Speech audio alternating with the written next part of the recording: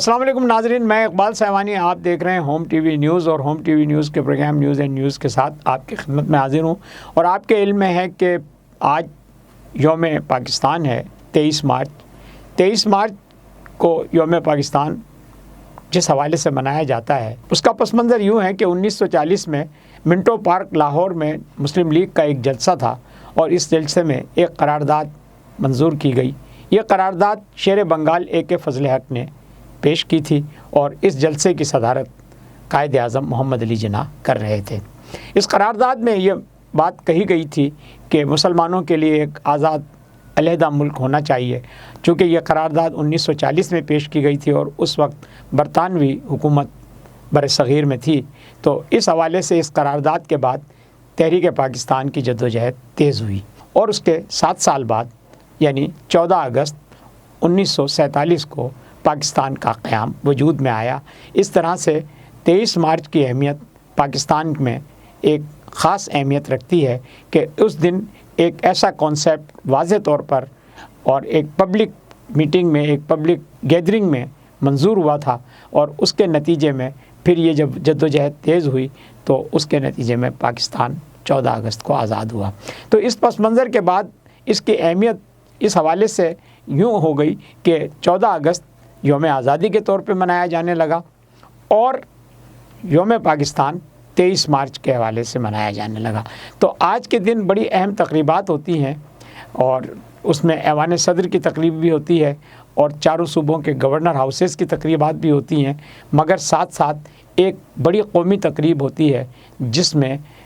قومی پریڈ ہوتی ہے، اور اس پریڈ میں تینوں افواج کے سربراہان بھی شرکت کرتے ہیں اور سلامی پیش کرتے ہیں، اور صدر پاکستان سپریم کمانڈر کی حیثیت سے افواج کے دستوں کی سلامی لیتے ہیں، اور ساتھ ہی چاروں صوبوں کے جو ثقافتی طائفے ہیں اور صوبوں میں ہونے والی جو ثقافتی اور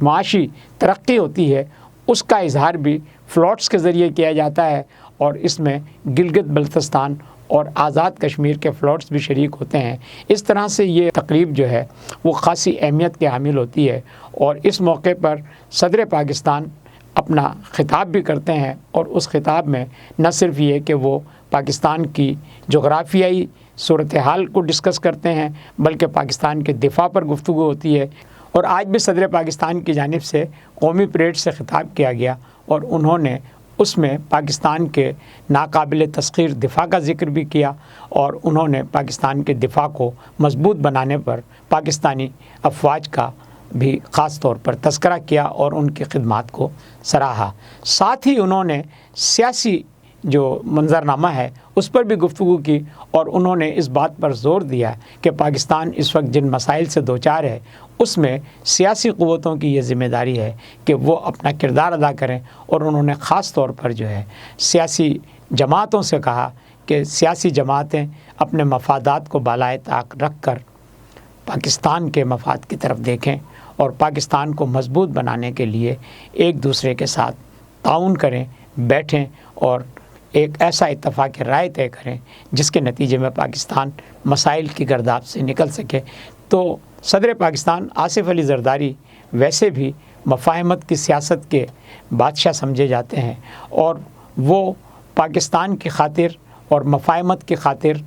کسی بھی حد تک چلے جاتے ہیں، اور ان کی اپنی کوئی انا پاکستان کی سلامتی سے بڑھ کر نہیں ہوتی۔ اس لیے ان کا یہ پیغام سیاسی جماعتوں کے لیے ایک ایسی نوید ہے کہ اگر تمام سیاسی جماعتیں جمع ہو کر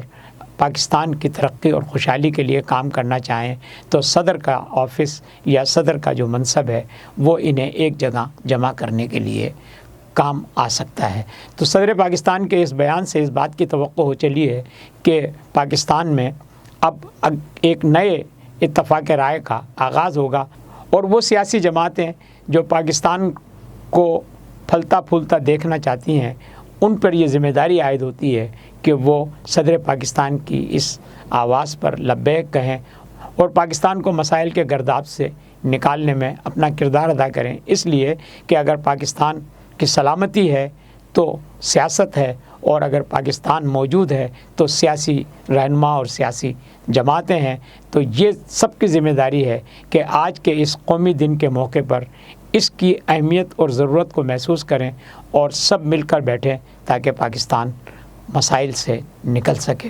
اس کے بعد ہم یہ تذکرہ کرنا چاہیں گے کہ آج کے دن قومی اعزازات دیے جاتے ہیں اور یہ زندگی کے ہر شعبے میں ان شخصیات کو دیے جاتے ہیں جنہوں نے کسی نہ کسی طور پر خدمات انجام دی ہیں۔ تو آج بھی چاروں صوبوں کے گورنر ہاؤسز میں اور ایوان صدر میں ایسی تقریبات منعقد کی گئیں جن میں اہم شخصیات کو ایوارڈز اور اعزازات سے نوازا گیا، جن میں صدر پاکستان اور چاروں صوبوں کے گورنرز نے یہ اعزازات دیے۔ تو دیکھتے رہیے ہوم ٹی وی نیوز اور ہوم ٹی وی نیوز کے پروگرام نیوز اینڈ ویوز پر اپنی رائے کا اظہار کرنا نہ بھولیے گا۔ آپ سب کو ہماری جانب سے